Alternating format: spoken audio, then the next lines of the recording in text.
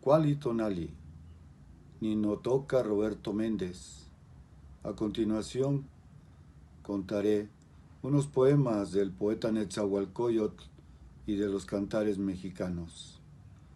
Nehuat nitlatzotla insensontotot iquic, nehuat nitlatzotla inchalchihuel itlapalis, iwan inahuiyacme xoximec, sanotzenca noniutzin intlacat nehuat nitlatzotla.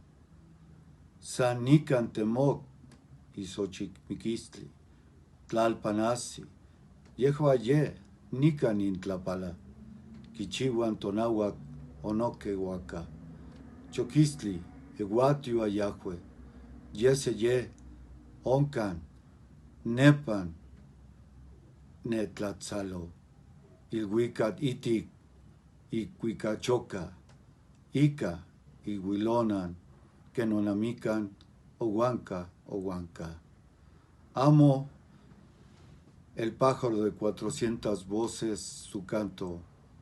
Amo las piedras preciosas del jade, su color.